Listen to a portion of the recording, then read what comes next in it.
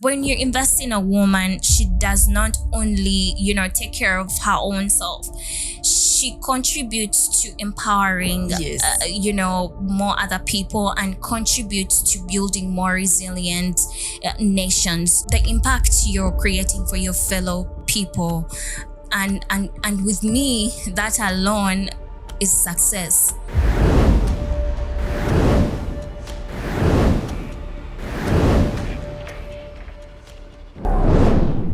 Hello, everyone. Welcome to the latest episode of our podcast, Driving Eco-Sustainability, My Perspective, and I am your host, Grace. And on this second season, we are again delving into those impactful conversations with people who are contributing to the drive for environmental sustainability and the fight against climate change. And today, I am pleased to be joined by a lady called Hellen. I know her only by Hellen, but she'll tell us more about herself. So join us, listen in, watch us, and you can share your views as we go along at the end of the day. So Hellen, welcome today. Thank you so much. Thank you. Thank you for having me today. Okay. Yeah. So I'm excited. I hope everyone else is equally excited as well. So today we are going to be delving into the journey of recycling plastics, which is one of the biggest problems and challenges in our country, Uganda. Yeah. So Hellen, basically, who is Hellen? And share with us briefly your journey with Helton Plastics and recycling, what birthed this journey and the thought that you have put into it. All right. Thank you so much. So to begin with, my name is Munyasa Hellen. I am the founder of Helton Traders Limited. So at Helton, we turn plastic bottle waste into high quality, sustainable polyester fabric sewing threads. And we are tackling two major issues here in Uganda. That's the growing plastic pollution and the undersupply of the polyester fabric sewing threads. So why we started,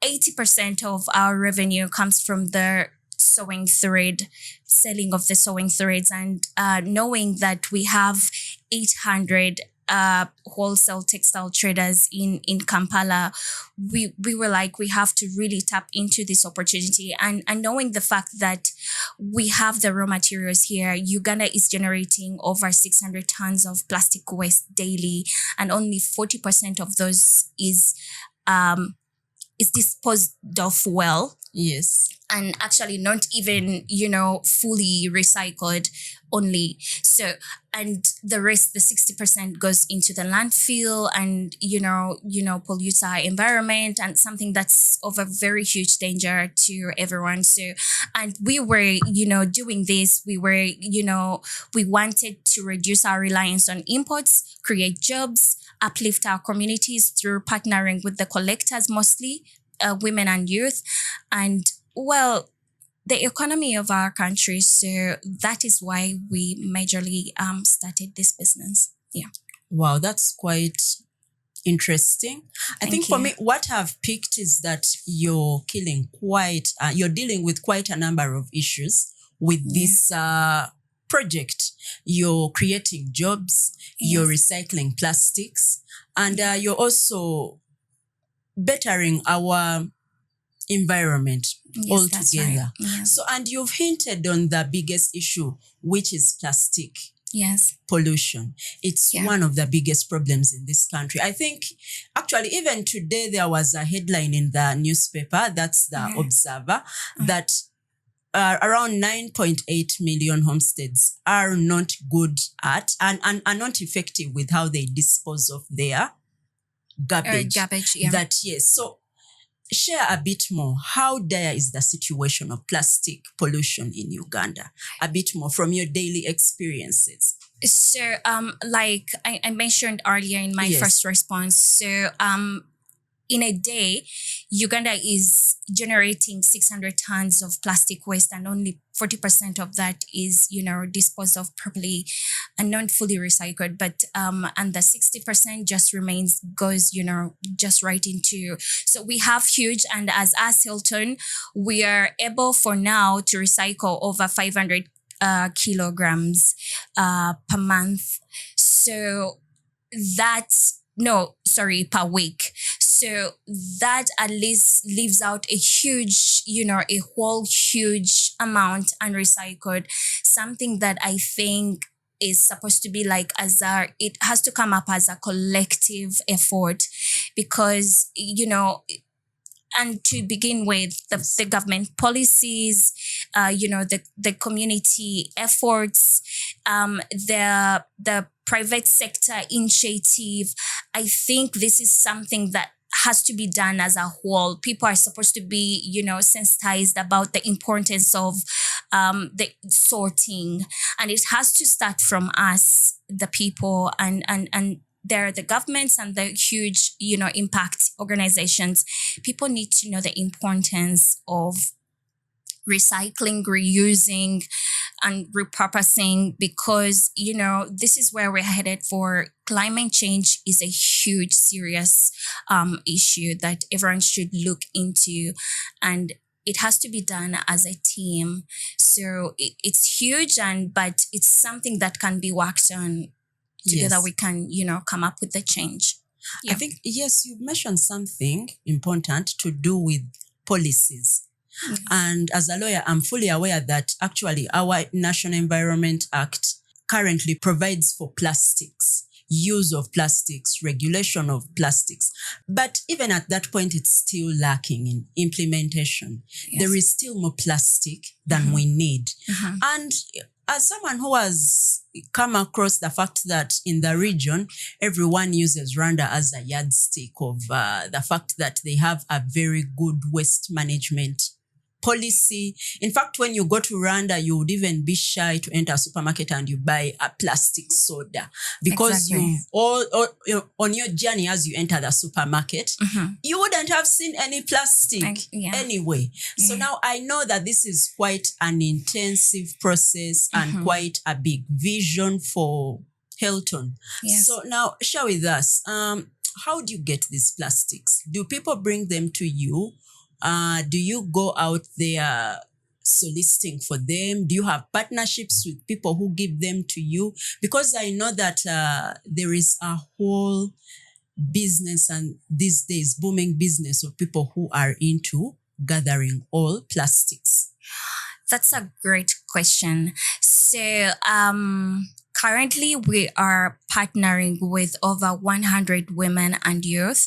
They do the collection for us and we buy from them. So doing that, we decided to do that because we wanted to uplift the women and youth. Buying from them these plastics, it helps them earn a living.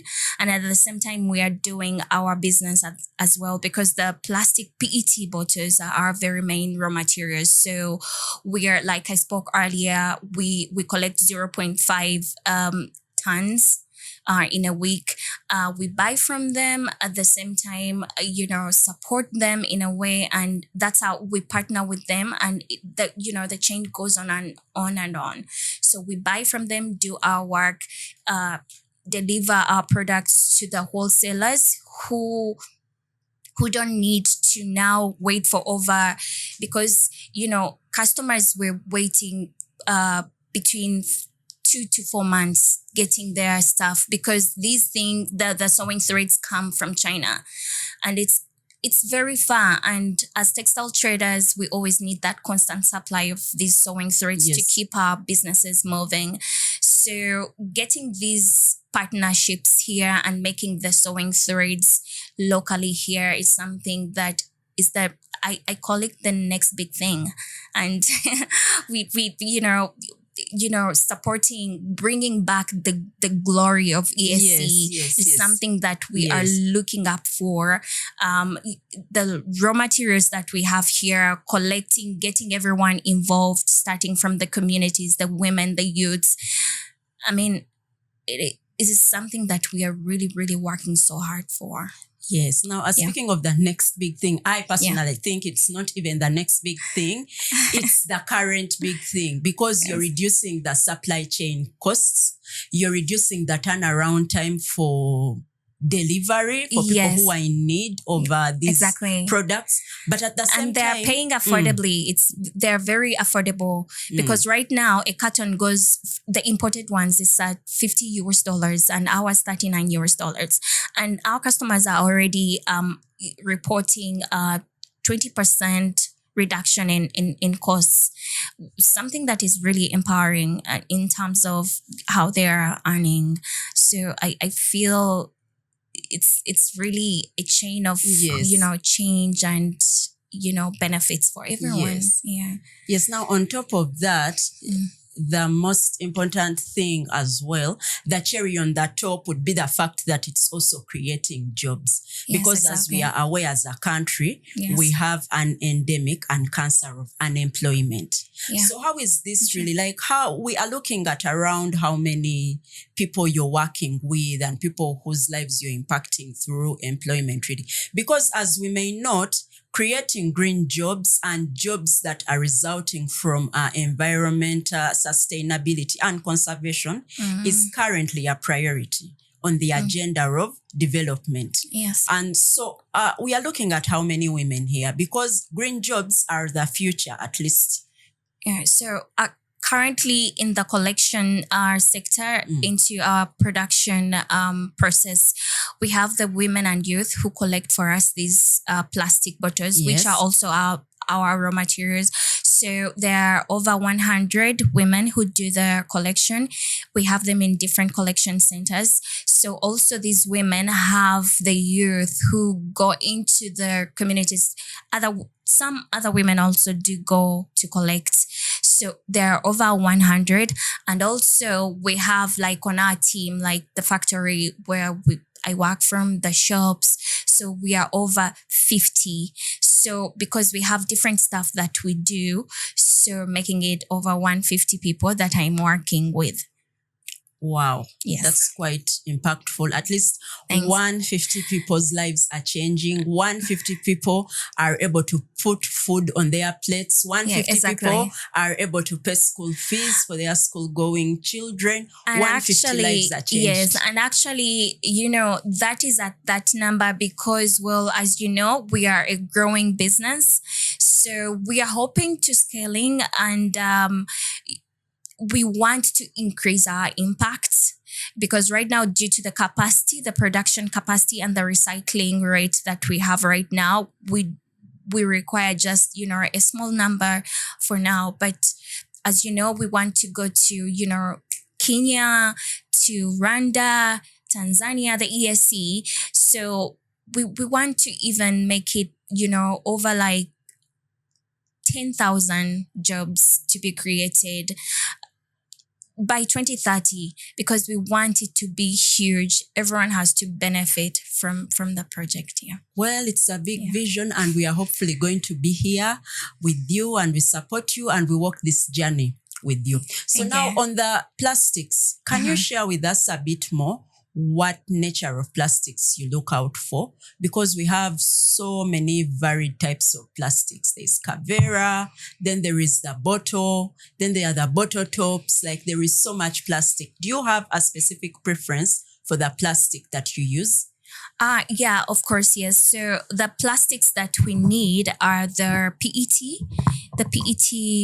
plastic bottles. What's PET? PET, they're like, I would give you an example of like the Coca-Cola plastic bottles, the Pepsi, the mineral water bottles. Yes. But then even on recycling them, we don't use the bottle top, we remove it. And also we remove the labels, because those give you different materials. So we just use the downer part. Okay. Yeah. So now earlier on, you had mentioned something to do with the fact that because of these threads, people now have a higher break-even and return on investments, especially in the textile industry or the fashion-intensive industry. Like, the industry, people who are into businesses that require a textile-intensive use. So please share with us a bit more about that, because we know that going forward, in the fight against climate change and Yeah. in the fight and the quest for environmental sustainability Okay. has birthed the need for sustainable fashion. And sustainable fashion means that we have to be cautious Yeah. of the source of the material we use, but Okay. also what has been input to assemble what we wear and what we use. And I know that threads, because of sewing and use, Yeah. they play an integral part in this. So kindly share with us more how this business and how it is helping people in the textile intensive industry to break even. So that's a very good question. So to begin with, the market opportunities here in Uganda, actually the whole of East Africa, they're massive. And the textile business, the textile sector is really growing. And here in Uganda, we have so many initiatives and so many businesses are opening up, textile businesses. So what was happening is actually the market in Uganda, all sectors are virgin. We have been the whole of East Africa. We've been bringing in these sewing threads from China, and we are spending over only Uganda alone over like $3 million per year buying these threads from China. Okay. And the market is very huge. It's the whole of East Africa. It's worthy $35.1 million. That is so huge. It shows how much on demand these threads are, because we are having so many fashion initiatives, so many schools, so many organizations do carry on these initiatives, and businesses are earning a lot more. So, given our threads, they are sold at $39 and the imported ones are at $50. So, showing that shows that we are creating opportunities for even our textile traders, Yes. like to earn something, and that is like that because we are making this locally here. So it means that we have to make sure that these traders really earn something off it, so that actually 99% of our customers are actually reporting that there was a reduction in costs, 20%. Well, it's because they don't have to wait anymore. Yes. Business goes on. Yes. Because previously they were buying, they have to wait between 2 to 4 months to receive the orders. And also, when you're making an order from China, it has to be a huge one. Yes. At once. Yes. You have to don't order in bulk. Yes, in bulk.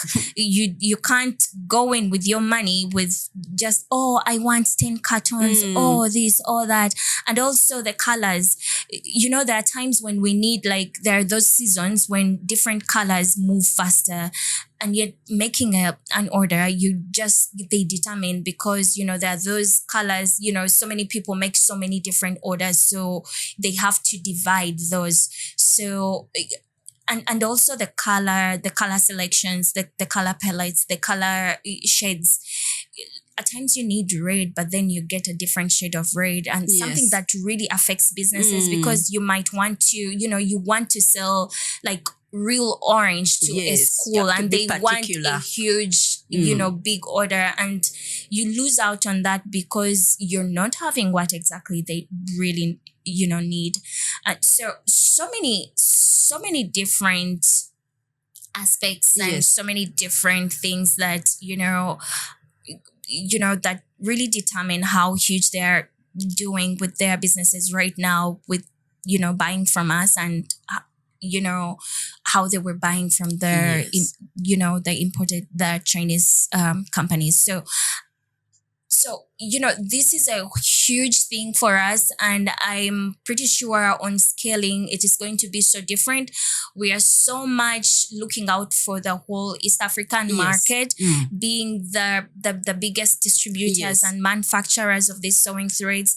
We have high hopes, and we are pretty sure we are bringing back the East African glory. So it's something that we had before, and, it for a moment it went, but then it has to come back, because textiles, is like agriculture. It's Yes. something that we are earning from more as Africa. And yeah, it is something that we are fighting for now. Yes, I think Yeah. in the context of East African regional integration Yes. and the fact that we want to have a seamless flow of trade Yeah. and seamless and free entry, limited barriers in terms of entry from one East African country Exactly. to another, it's really something that renders Helton to be quite at the center and Yes. ripe for opportunity. So now Yes, exactly. speaking, building on that, other than Uganda, have you scaled and gone to other regions within East Africa, or you're still basically in Uganda right now? So currently, given our capacity, we are still within Uganda because we've not even, observed the Ugandan market as yet. But upon scaling, it is what we are looking out for. We want to go to Kenya first, and then Rwanda, then Tanzania, Sudan. So we want to go into the whole ESE. So yes. And it's quite a leap of faith, I must say. Yes. But also a good one because, initially East African community used to be 3, but now Yes. it's quite more. So It meaning is. now, yes, that the reach and the probability of impact is quite bigger. So now, Helen, Yes, please. someone out there would want to know, in a simplest terms possible, walk us through the process of when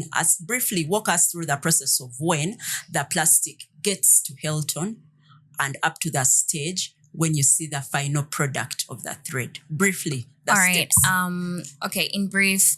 So what we do, we collect tons of plastic bottle waste, take them into the recycling phase to get the PET flakes. Then through this phase, it's where we remove the labels and the bottle tops, and then take the PET flakes into the extruding phase to get the staple fiber. So within that process, we remove impurities, the unwanted colors, to make the fabric more pure, more sustainable. So from that, it's when we take it into the spinning phase, Yes. where we finally color and spin our final sewing threads. Wow. Yeah.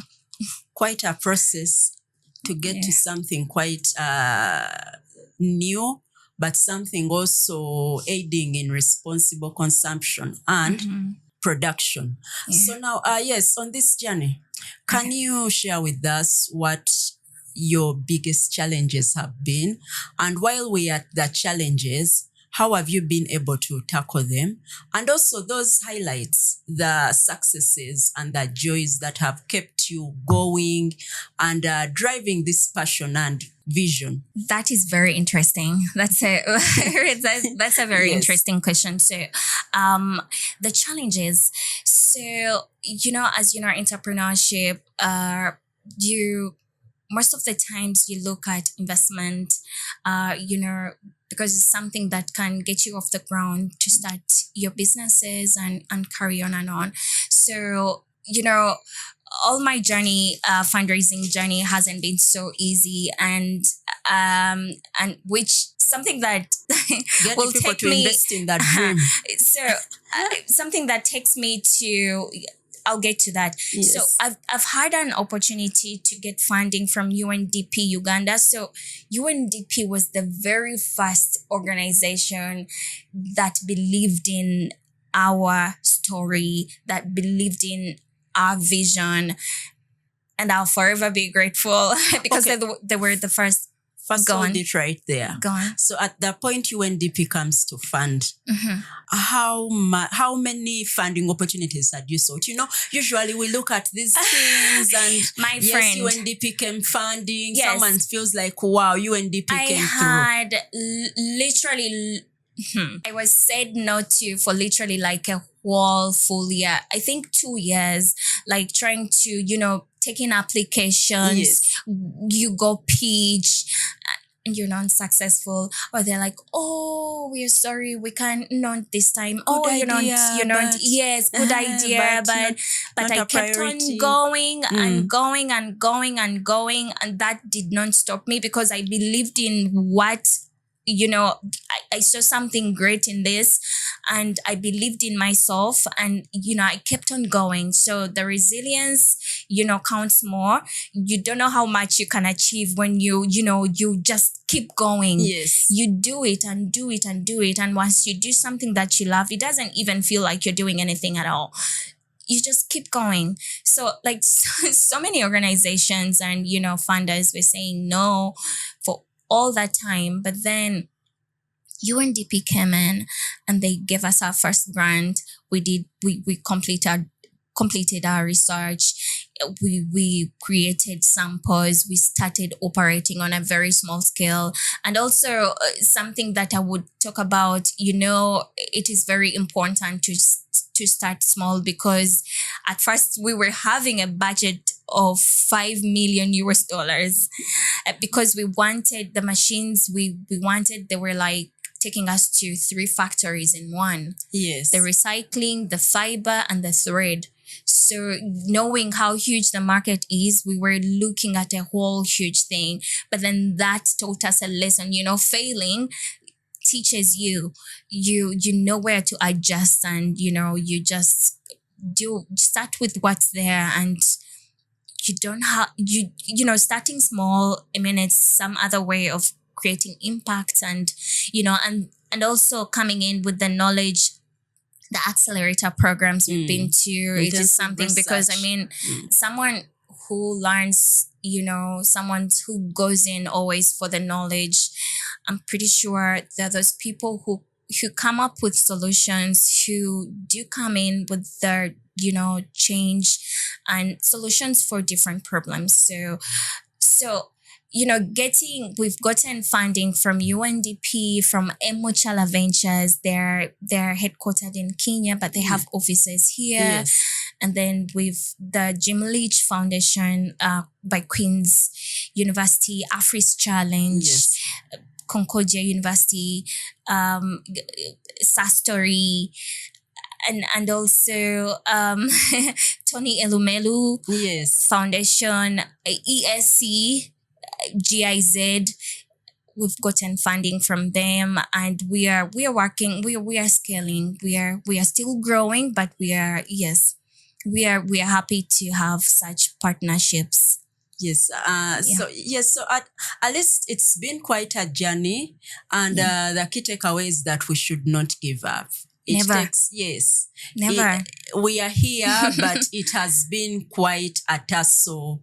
It's been quite a process, really. It has also involved resilience and hanging in there. Yes, yeah. because very important. Financing and funding and pushing forward a dream takes Not a lot. easy. Yeah. So successes, really, like, what are some of those successes you look back and you're like, I'm really proud and I'm really happy that we were able to hit this milestone. We have been able to do this. So success for me, and given what we've done so far, it's the 100 women and youth we are working with, because I mean, we are just not making or starting or working. We're not just thinking about money. Sometimes it's how your business is uplifting your community and the impact you're creating for your fellow people. And with me, that alone is success. And also the fact that we are able to have, even if it's small, but we have a 7.5 market share for now. And we are working towards against bigger players out there who have been around for years. Yes, but people came to trust our products, and we're having incredible partnerships with big organizations, and I don't take that lightly. Yes. So and we are out there. We are working and we are bringing the game on. Yes. So yeah, we are still working, and big things are coming. Yes. Yeah. Now, yes, from your honest point of view. Yes. As a country, Helton is going to really benefit from the fact that as a country we have that problem of plastics pollution. It's here with us. We've been singing over it. And it all comes from the fact that we have poor garbage management. And at least we are all alive to the fact that the most recent disaster that we are aware of is Kitez, where over 35 people lost their lives. And this is also because of poor garbage management.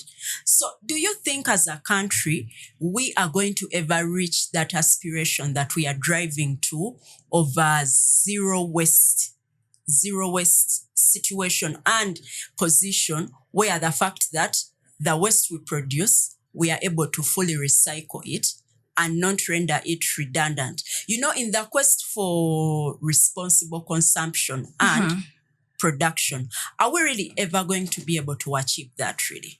That's a good one. So I know Uganda has the potential to attain the zero waste situation. Well, how? Because as you know, this is supposed to be a collective effort. So through, the private sector initiatives and, government policies, and also getting the communities involved, I feel like, and also to begin with, this is something that should start from right from home. People are supposed to be sensitized how to, dispose. Even people are supposed to be taught about the etiquette. I mean, public etiquette. Someone takes, drinks their water, it's done there in a taxi, and then, throws it outside. Yes. I think people have to learn about the importance of climate, environment, reuse, repurpose. And I feel like it should start from home. The government should come up and, make this a whole, a huge effort.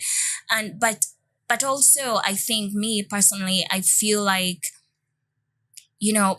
people see plastic waste as a huge problem, but I think it's an opportunity for so many. So I think, knowing that, I feel like, again, I would bring in, huge, big organizations. They should come and work with people on ground. Like, for example, us who turn plastic bottles into sustainable polyester sewing threads, invest in those initiatives that, they repurpose, they, even if it's like proper disposal projects, bottle collection projects. There's so many youths out there who earn from collecting these plastic bottles, and some of them stopped going to school. And, it's so easy for them to go out there, collect, and, get something to eat, provide for home. So many single moms do that. So I feel like it should be a group collective effort. And with that, I'm pretty sure as Uganda, we can be able to attain that. So group effort, together we can bring about change. So I cannot do it alone, but then if I team up and gang up with you, something can get done so easily. So that's what I think. Yes. So, as you've mentioned, education, awareness is the foundation to drive change and responsibility towards proper plastic management and use. But also, you've hinted on something quite important.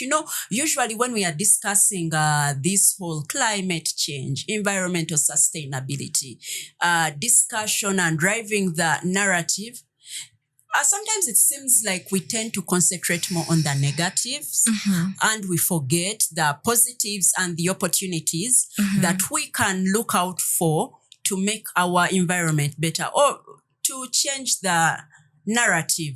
And I think that's where Helton has really had a competitive edge, that other than us complaining about the plastics, other than looking at it as an evil, why don't we change the narrative and make it better and find a way of dealing with it, but benefiting the community after all? Exactly. So yes, now at that point, would it be too bold of me to ask what bigger plans Helton has for 2025? Because the year has just started. What are those future plans that you look at? And you would share with us a bit more on that. So the plans we have, we obviously want to scale. We want to increase on the production capacity to at least 60% and the recycling capacity to 80%. And that will be possible, well, with the partnerships I mentioned earlier. And of course, we're working on even more partnerships. Yes. So we are getting more machines this year. Some are already they're in Mombasa. They will be in the country within a few. So, getting more machines helps us to increase on our capacity. Yes. And it's something that, and also we want to, on the 100 women and youth we are working with right now, we want to add more. So, the capacity, the bigger capacity machineries that we are getting will help us, increase on the number of people we are working with. Yes. Like on the grassroots. Okay, yes. Now, yes, wow, it has been quite an exciting discussion. We would have gone on more and more because personally I was intrigued by the fact that plastics can be made into threads. I've always known only the obvious, that we can make jewelry, we can make bags. Yeah. So, Hellen, it has really been a humbling experience, really, to learn that actually today plastics can also be recycled and reused to make threads. Sewing threads, really, yes. So, Hellen, yes, please. out there, someone is wondering and they are really looking at plastics as an evil. They are stressed. Like, usually when there are certain places you go to, like when you go to Rwanda, you would literally see people irritated by the fact that they are looking at plastics. In fact, they even when you go to a hotel, it's rare for you to find a plastic soda bottle. So someone out there is irritated by plastics. Yes. And what is that one message you would give them ready to ensure, to inspire them to understand that plastic recycling is their responsibility and it is good practice not to dump plastic, but also to understand that from plastics, with the journey with Helton, it can be a source of jobs. Mm-hmm. It can be a source of reducing the supply chain costs. It is also, it can be a dream that can be driven. It can be a dream that can be a source of inspiration to better our environment, but at the same time improve our livelihoods altogether. Yeah. Well, to everyone watching, so me personally, the founder of Helton. So I think, like I spoke earlier, I see plastic waste as a huge opportunity. I don't see it as a problem, really, because one, it creates opportunities to so many different people in terms of, the money they get. And so, which is why I would urge, bigger organizations, governments, impact funders, even entrepreneurs. For entrepreneurs, I would say, come up with big, huge ideas that would help, repurpose, reuse, because there's so many ideas that can help us reduce, the impact of pollution on our lives and environments. So to go back to the governments and organizations and impact funders, invest in these initiatives, for as long as they can, bring in about change in so many ways, like reducing plastics, creating jobs, like, for example, my company, what we do.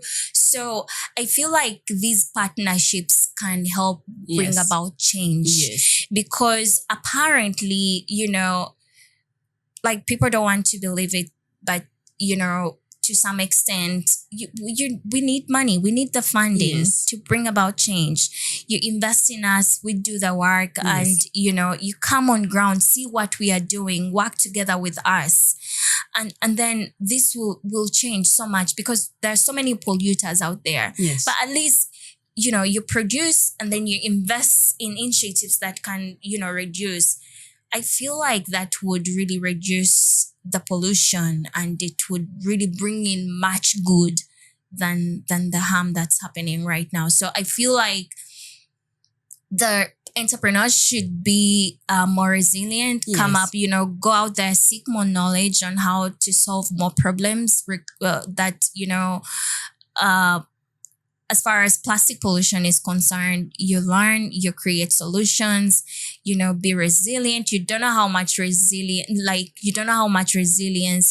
brings about change. Yes. Keep going. Yes. Do what you do. Believe in yourself, and, go seek for help. Yes. Go out there, make those applications. You go into those accelerator programs. Yes.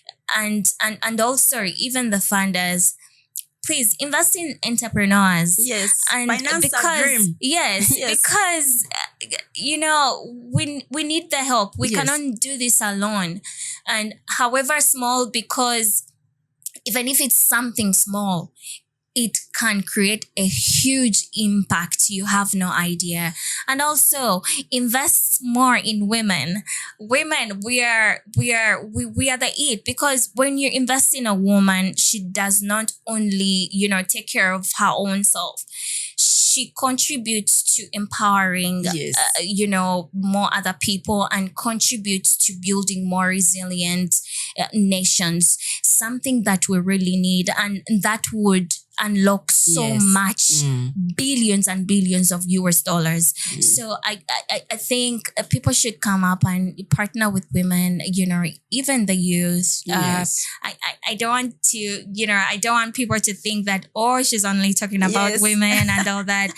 But I mean, whatever we touch, Yes. turns into gold. So yes, so Hellen, where can someone, where are the Helton offices located? Really? So we are located in Zana. We have offices at Freedom City, and we have shops at Atalanta. It's opposite Cooper Complex. Okay. Yeah. Yes. Thank you so much. It's been great having you here today. So for all those who want to know more about Helton, we are going to share their social media handles, and we are also going to share their address in our description. Look out and learn more about their work, and also support them to better the environment. This could be your contribution to bettering the environment all together. Personally, for me, what I've picked out has been that with Helton recycling plastics, it's creating more green jobs, addressing the unemployment problem, also increasing the return on investment in the fashion and textile intensive business, also easing the supply chain management within Uganda, with the hope of growing this vision and making it better in the rest of East Africa. Quite a beautiful vision, and let us go out there to support and finance a dream, because bettering our environment in the quest for environmental sustainability is bettering lives for present and future generations. So for all those who are interested in learning more about Helton, look out more in our description, but also remember to subscribe, share your views so that you know more exciting episodes and more impactful stories that are driving environmental sustainability and also fighting climate change. I've been your host, Grace, driving eco-sustainability, my perspective. Continue listening, subscribe, and act more to save our environment. Thank you so much. Thank you. Thank you so much for watching this video. I do value the time that you put in to watch every episode. The entire essence I started this channel was to enhance the reach of the voices of those people who are contributing to the fight against climate change and those who are fighting to save our environment. If you like this video, click the subscribe button so that you can equally contribute to enhancing awareness towards climate action. Let's save our planet together.